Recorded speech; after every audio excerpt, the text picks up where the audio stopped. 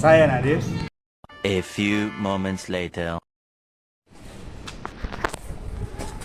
Saya Nazara Lina.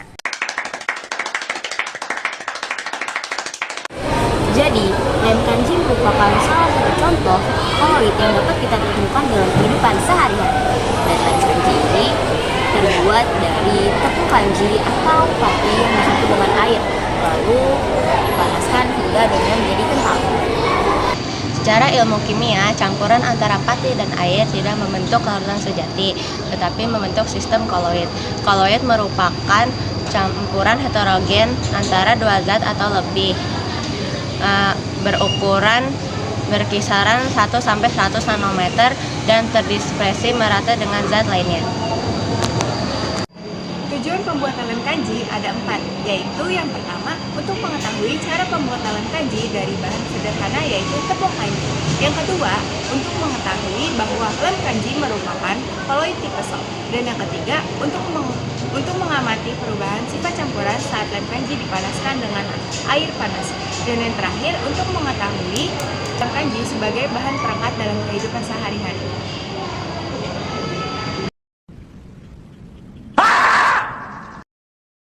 Pengertian koloid adalah campuran heterogen dan memiliki ukuran 1-1000 nanometer dan secara merata dan tidak mengendap. Koloid juga memiliki sifat yaitu yang pertama efek down, efek tindal, dan gerak brown. Contohnya seperti susu, busa sabun, dan kabut. Terima kasih. Fase terdispersi. Dalam kasus lem kanji, sistem yang terbentuk tergolong dalam koloid tipe sol. Sol adalah koloid yang memiliki fase terdispersi berupa zat padat yang tersebar ke dalam medium pendispersi berupa zat cair. Pati yang berasal dari tepung kanji memiliki peran sebagai fase terdispersi.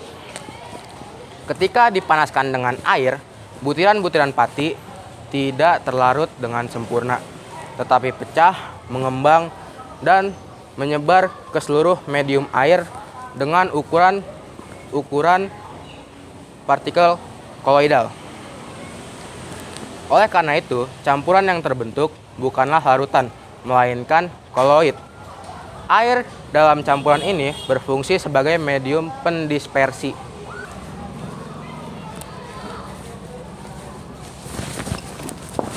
Medium pendispersi.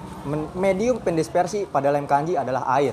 Nah, air ini membantu partikel dari pati untuk menyebar sekaligus mengikat hingga terjadi campuran secara homogen secara makroskopis.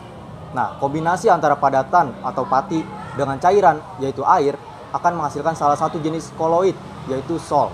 Oleh sebab itu, tekstur dari lem kanji sendiri itu kental, transparan, dan juga mengikat.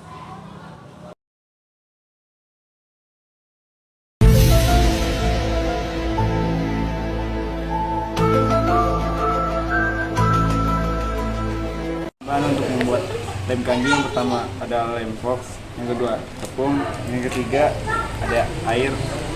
Adapun alat yang diperlukan untuk membuat lem kanji yaitu panci, spatula, sendok, wadah, kompor, dan gas.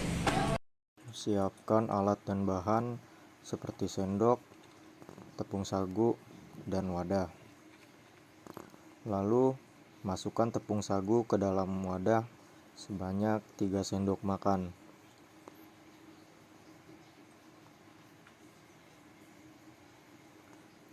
Lalu tuangkan air ke dalam wadah yang sudah berisi tepung sagu secukupnya.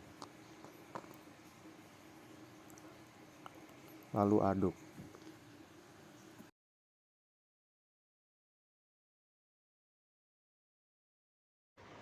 Setelah diaduk, siapkan teflon di atas kompor, lalu tuang sedikit air ke dalam teflon. Nyalakan api dan tunggu sampai air mendidih, lalu tuangkan adonan ke dalam teflon.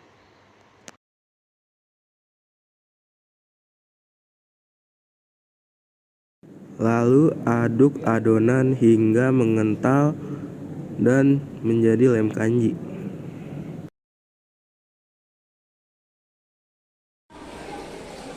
Pembuatan lem kanji membuktikan bahwa kanji sebagai amilum dalam air panas akan membentuk sistem koloid sejati, yaitu sol kanji, di mana partikel pati terdispersi merata dalam medium pendispersi air, bukan larutan homogen atau heterogen.